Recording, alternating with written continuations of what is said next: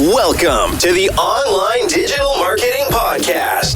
We'll be discussing marketing strategies, trends, and tips that will help your business succeed in the digital age. Every episode, we'll be interviewing industry professionals and providing valuable insights on how to leverage digital tools for maximum engagement and ROI. Don't forget to subscribe so you can stay up to date on the latest trends in online marketing.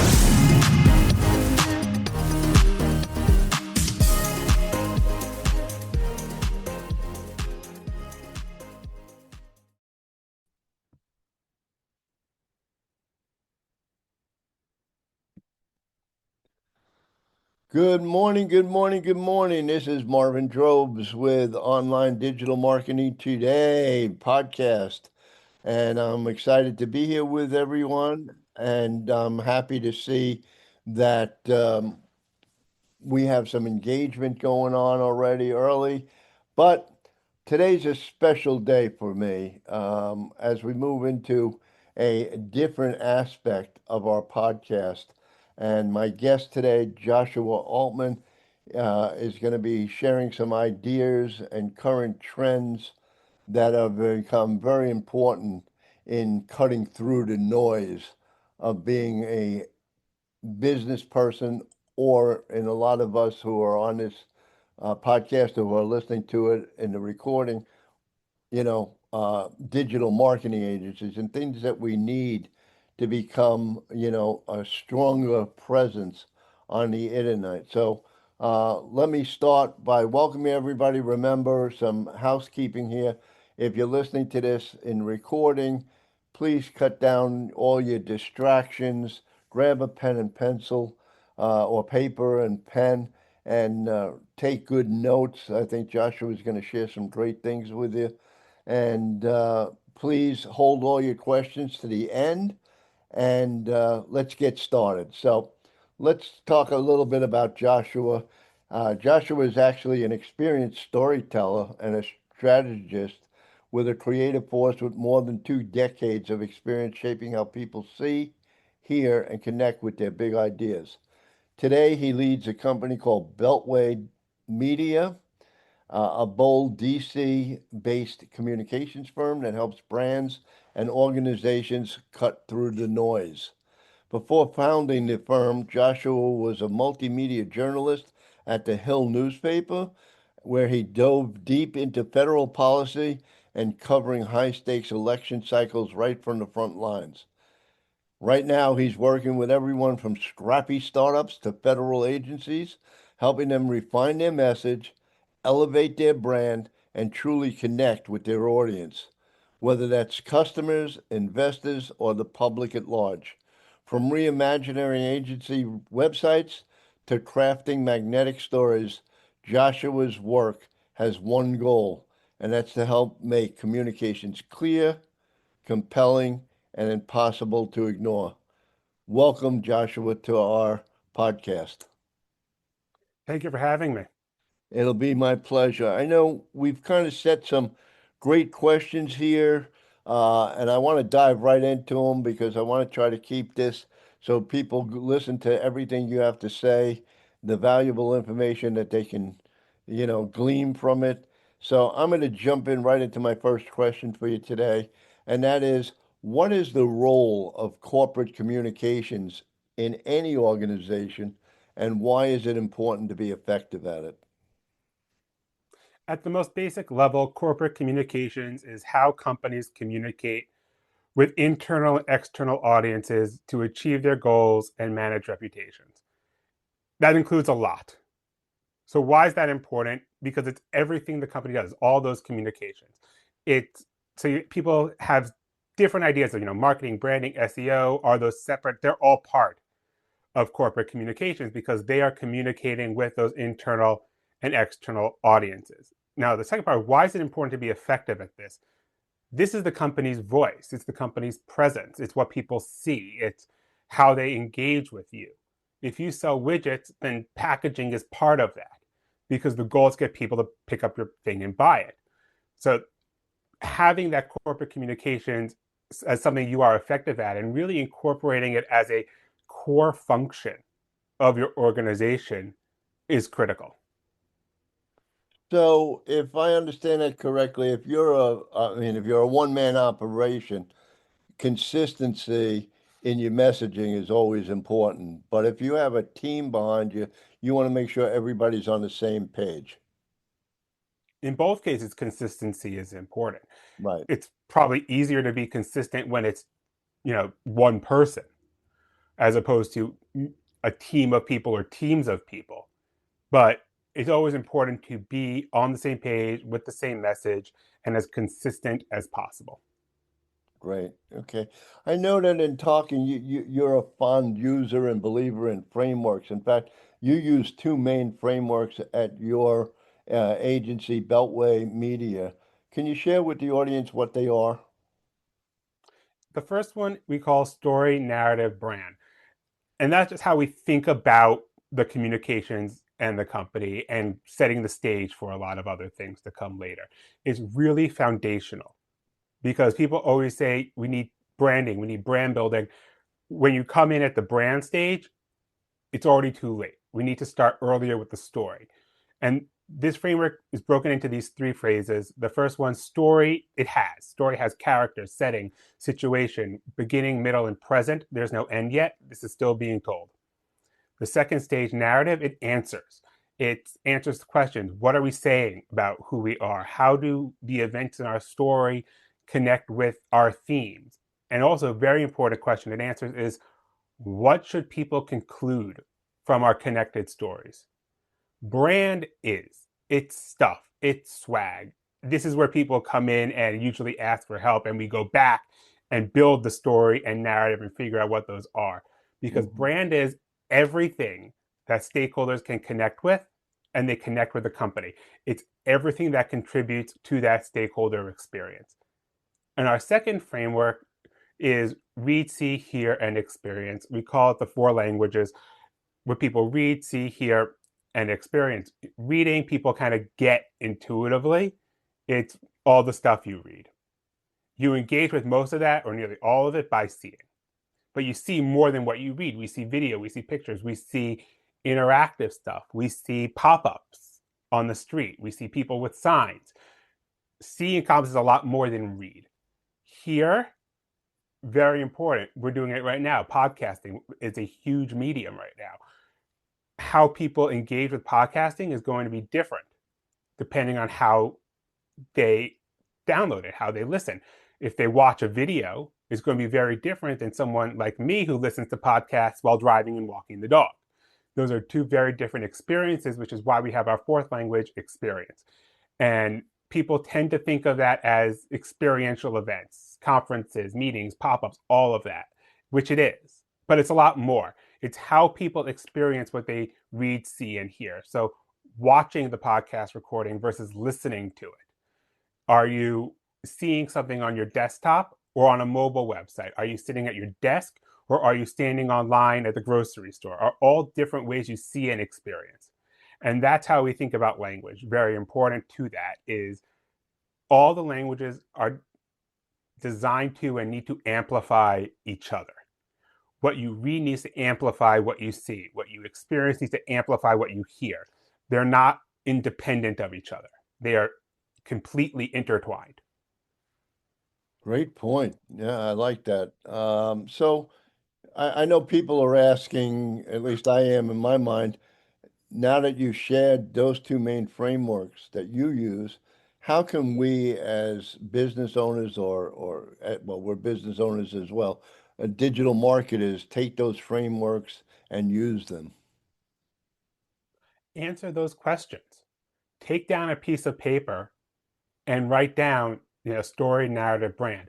Answer, what does our story have? What is the setting, the conflict? Who are the characters? What does our narrative answer? What are we saying about who we are? What should people conclude? How do these events connect? And then what is our brand? What are the specific things that stakeholders connect with the company and what contributes to our stakeholder experience? Hmm. Then flip the page over. Write down read, see, hear, and experience. What do our stakeholders read? What do they see? What do they hear? What do they experience?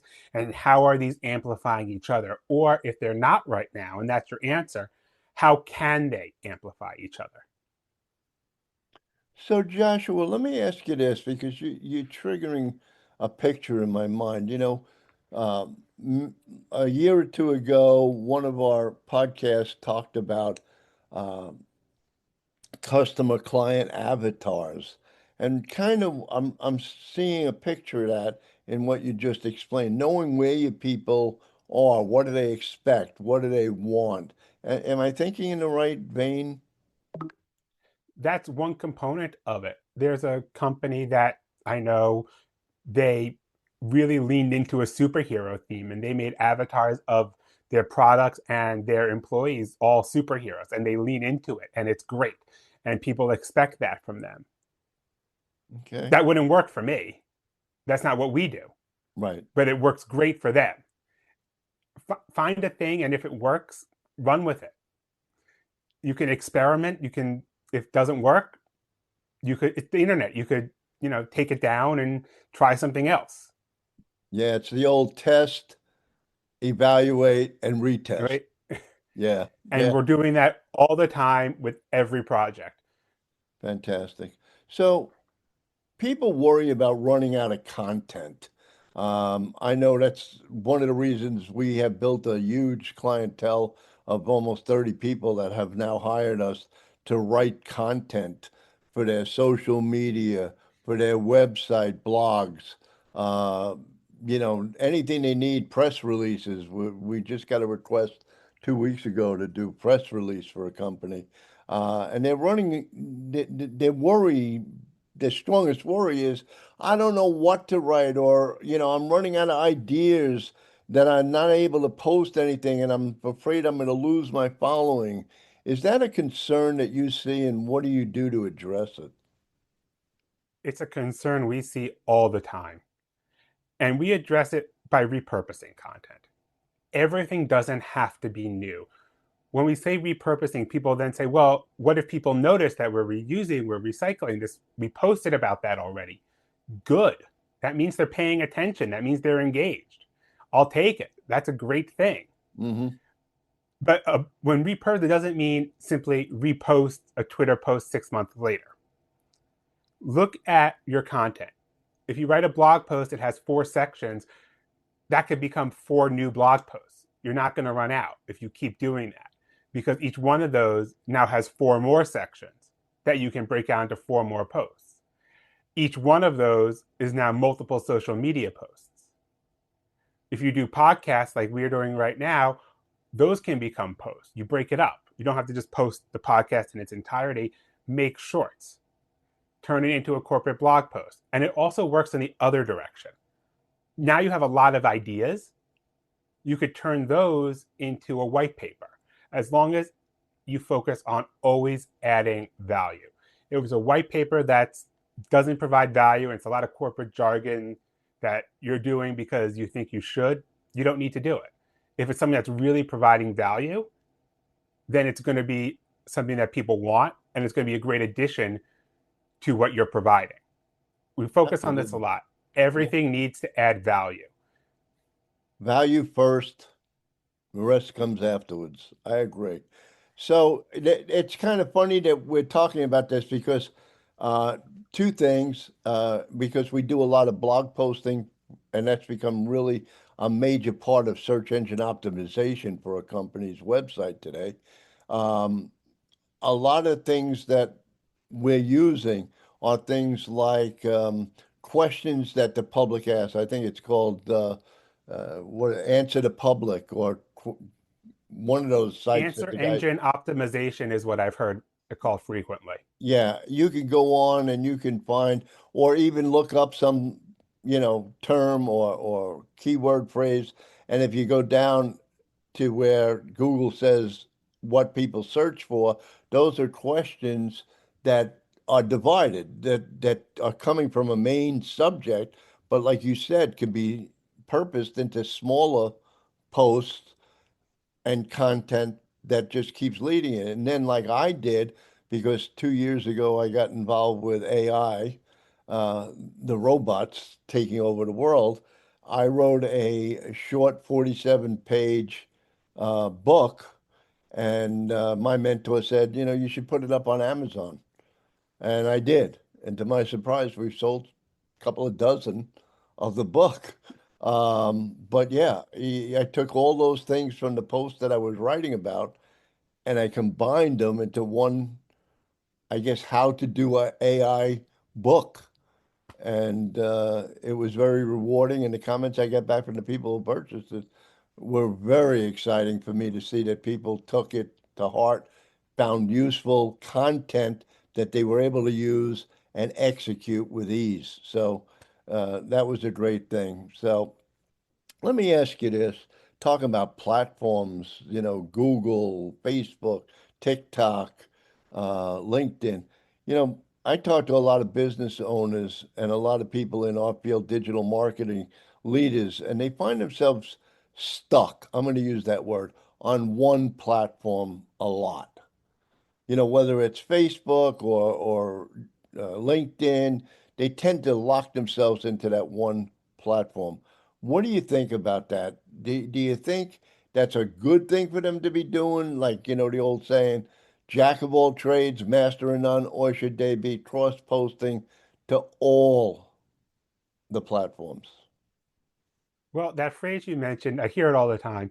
Jack of all trades, master of none, isn't the full saying. It gets truncated a lot. The full saying is jack of all trades, master of none is oftentimes better than a master of one. It's saying the opposite of how people use it frequently.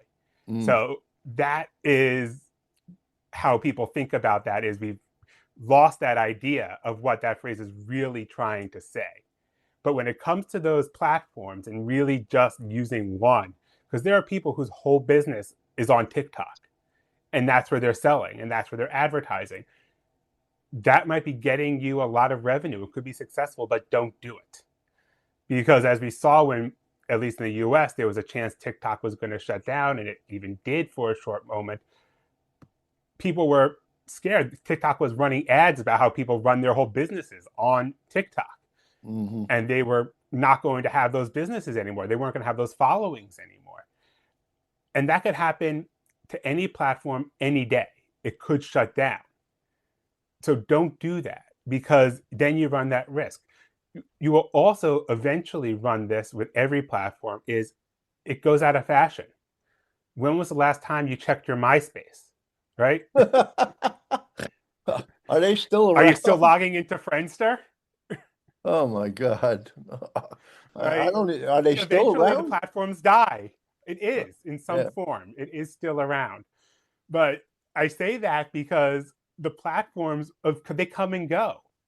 But the fundamentals and how you connect with people and how you can use your content and create it stay. How you optimize with the TikTok algorithm is going to be different than how you optimize for what comes next. But the core fundamentals of what you're making and how you make it aren't going to change. Right. Right. Well, I prescribe to, being cross-posting to the platforms because, again, in a podcast months ago, we talked about this in length, and that is you have to know, again, going back to your avatar, where are they hanging out? Now, I had a great experience. Last month, we had a great interview with a young lady who does Pinterest, and I've always thought of Pinterest as the visual platform. If you don't have a short or a video or an image that you could promote of your food, of your passion, that's not a platform I thought I could take advantage of or be on. And after my interview with her, I hopped on to Pinterest. Now, the main difference I learned right away, you don't have followers per se, but they do make comments on your pins, as they call them. And in less than 2 weeks, I had 27 people that had connected with me. And I never thought It's a that was very possible. active platform. Yeah, And you said, cross post because you need to know your audience.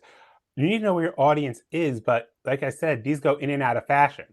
They could move to an existing platform, they could move to an entirely new platform. And if right. you're already there, that makes it easier to keep your audience than starting again from scratch on that new platform, Yeah, I think, because they're going to Josh, move at some point. yeah, Joshua, I don't want to interrupt you, but again, a lesson learned was with Facebook. When Facebook first started and Mark Zuckerberg went out there and introduced, it was a college platform to introduce people of like backgrounds and to meet people, men meeting women and men and women meeting men and women, with like, um, backgrounds and stuff. And today, Facebook is for the elderly people like Marvin here. The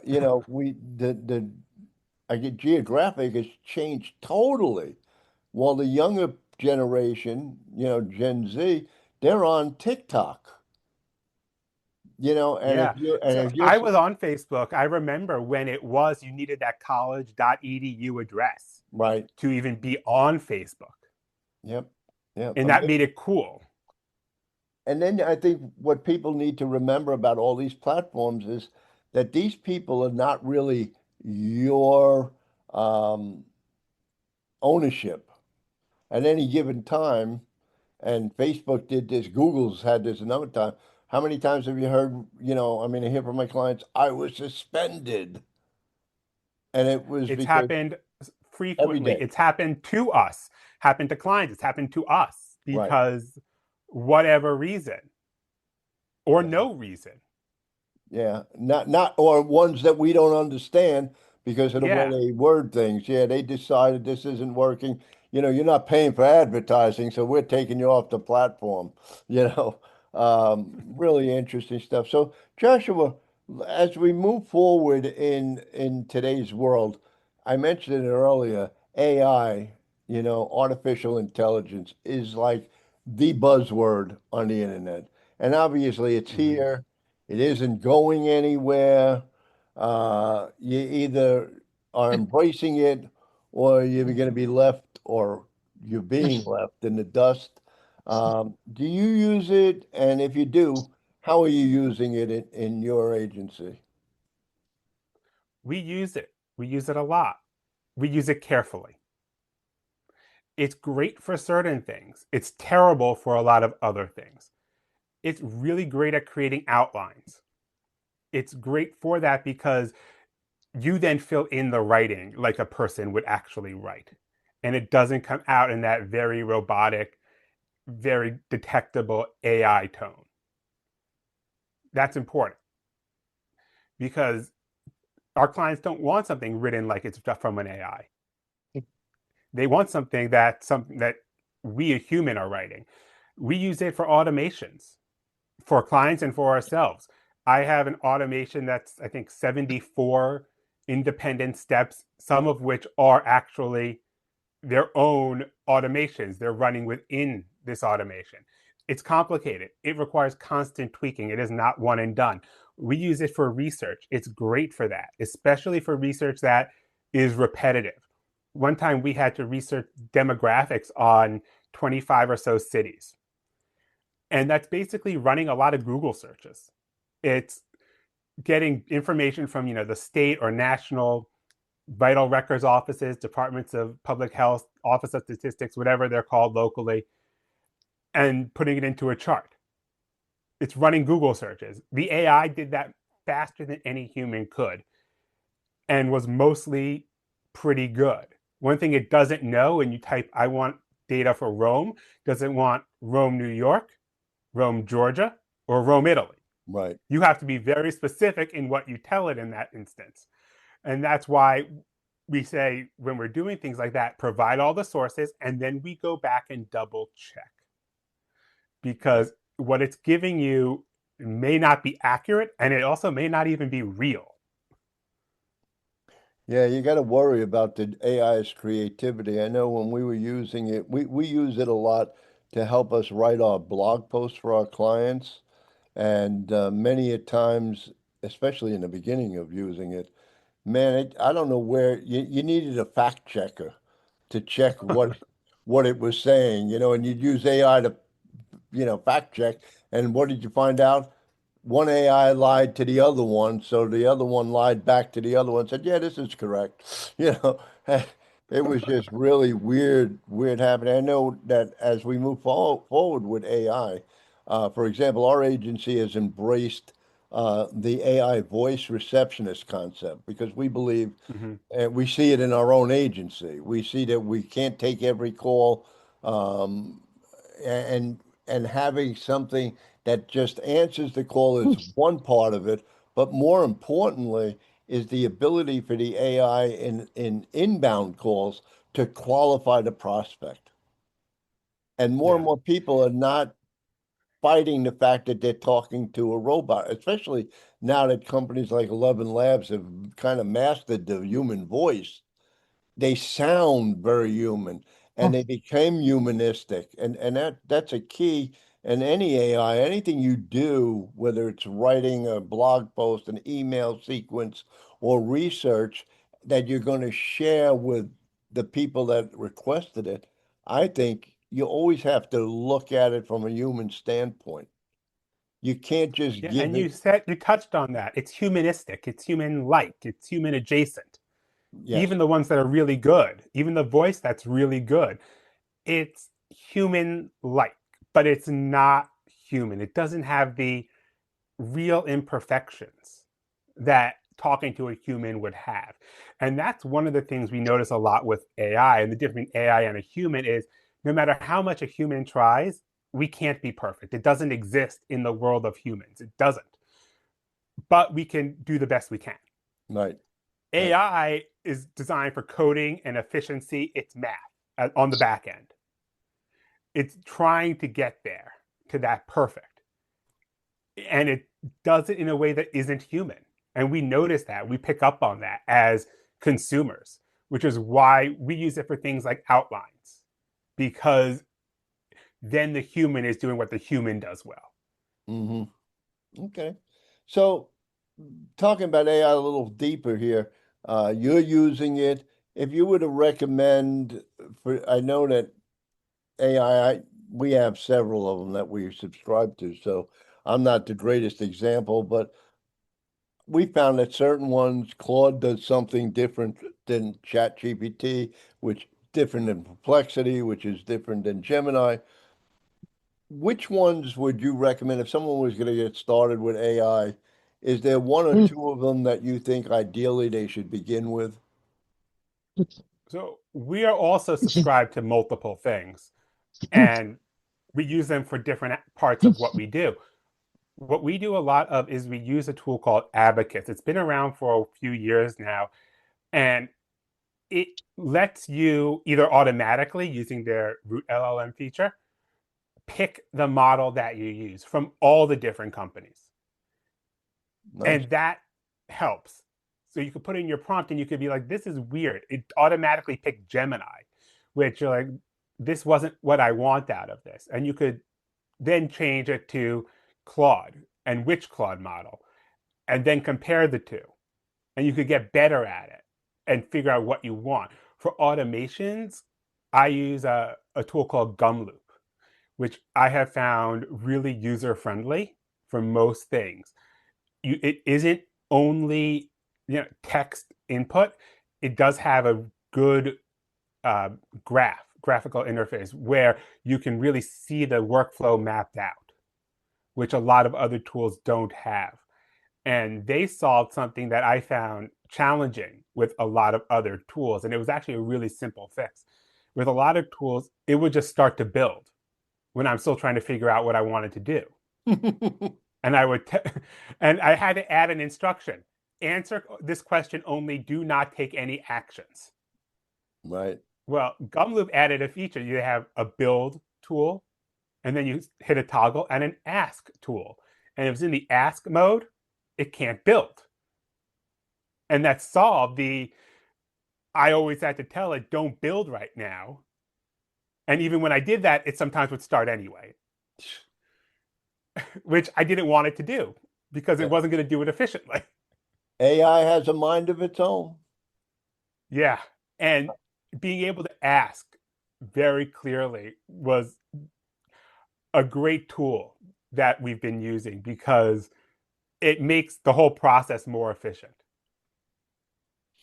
Yeah, I think in today's world, maybe you could agree with me. If talking to the younger generation that are listening to this podcast, I get this question quite often. If you were, I have a son and daughter that's out of college, and they're thinking of getting involved in the digital marketing age. And what do you think they should, direction should they take? And my answer now is I don't even think about it. I said, if they're going to study anything, study prompt engineering. Hmm. Learn how to write prompts, or find a system out there. And you and I were discussing before the call.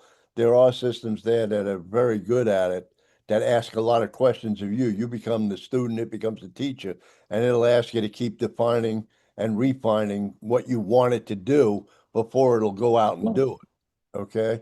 You could Um, even tell any AI to do that. You could say, I need to accomplish writing a corporate blog post or whatever you're doing. Ask me the questions to create an outline. right, And right. you could do that, but you have to know that that's how you should approach it. Yeah, I think part of that also says is how, or the voice you want to write it in is so important. Like I know in the beginning, I usually, I want to write a 5 series email. That wasn't good. Now we've gotten real good. We'll say things like, make, believe you're a top-notch, highly rated copywriter asked to write 5 emails on and the subject, and all of a sudden it Mm-hmm. takes on a total different voice, and Yeah, switching voices is hard. Both for the AI has its default, but for people, we have to do it all the time because we're writing for different clients and everything from government reports to friendly blog posts for B2C. Like we have to be able to cover it all, and the same person has to switch between them frequently. Getting that voice is a skill that takes people a long time to learn, and switching between them. AI can help you, but check it and make sure that it is the way you want it to look and the way you want it to sound. Because what it thinks is a technical documentation or friendly and approachable might not be what an actual person thinks is friendly and approachable, or it might not be documentation that a person can follow as well. That's why the human needs to be there to check it. yeah. So one of my clients, I'll quote her, Beth said to me a couple of weeks ago that AI can be your voice, but it's not your voice. You always have to That's a good look way to at it. say it. You always I have to like that. look. Yeah, you always have to look and make sure that it's in the voice of either you if you're writing it for yourself, or always keep in mind the goal of the client that you're working with, so that it sounds like them. That's so important with AI. So as we conclude, I do have one last question for you today, Joshua, and that is, what would be the one step to communicate more effectively online? Online or offline, it's the same. Be the signal, not the noise. And we've touched on this throughout this conversation. Provide value, be useful, post things that people get something out of. All of that is about being the signal, something that isn't just there to be there. Yes, that's so important. So let me say, you've answered a lot of questions I've had in my mind. I've taken some notes here as well. Joshua, is there, if people wanted to reach out to you, um, to see how you could be a help to them, what is the best way? Is there a website, an email, a telephone number? Please share with the audience how they can reach you. You can always find us on our website. There's a calendar link there, beltway.media, no.com. You could also email me directly,jaltman at beltway.media, again, no.com. I'm also on LinkedIn, and that's linkedin.com/in/Joshua I. Altman. Fantastic. Very good. I know we have a few people on the line. Uh, I'm going to go ahead and say, in this particular case, if there's any questions, please drop them in chat for Josh. and we're going to be closing out this broadcast shortly. But please come back and join us for our regular broadcast. As many of you know who are following the podcast, if you do so from our Facebook group, the Accountability for Success Mastermind, you will, be downloading it from my platform, which means exactly what I said. You'll have to download it to your computer and take up space. If you're on any of the platforms like FM.com or obviously Spotify or Apple Podcast, you'll find the podcast at Online Marketing Today, or I'm sorry, Online Digital Marketing Today podcast. Look it up, or you can look it up under my name, Marvin Drobes. That's D like in David, Robes. And you can then listen while you're driving or relaxing without having to download and fill up space on your hard drive. If you have any questions, please feel free to reach out to me. And if there's any suggestions that you have to future podcasts or guests that you'd like to learn more about or hear from, please drop me an email at mdrobe, that's MDROB, like in boy, ES, at earningcoachmarketing.com. And I'll be glad to, if you provide me the contact information, reach out to the people and see if they'd like to come on the show with us and share their thoughts about what's happening currently in the world of digital marketing. Josh, is there anything else you'd like to add? Communicate strategically, not voluminously. Okay, great. Sounds great. I will end this today. I want to thank you guys that were on with us live. And for those that you're listening to it, please comment on this broadcast. Let Josh and I know what you took away from the broadcast, how it helped you. And we will look forward to seeing you on the next podcast. Thanks for joining us. Thank you for having me. Fantastic. Okay, so we have this all recorded now, and hopefully we don't mess it up. All right, Josh, it's great. I picked up a lot of information from you, and I hope to. I will be sending you, so you know, I will be sending you a link to the podcast so you can share it on whatever platforms you're using. Let people know you were a guest. And as we move forward, I hope to, bring you back as a guest as we see these changes that we briefly spoke about. Yep. So thank you again for your time today, and I look forward to speaking to you in the future. Look forward to it. Have a good afternoon. Bye-bye. Bye.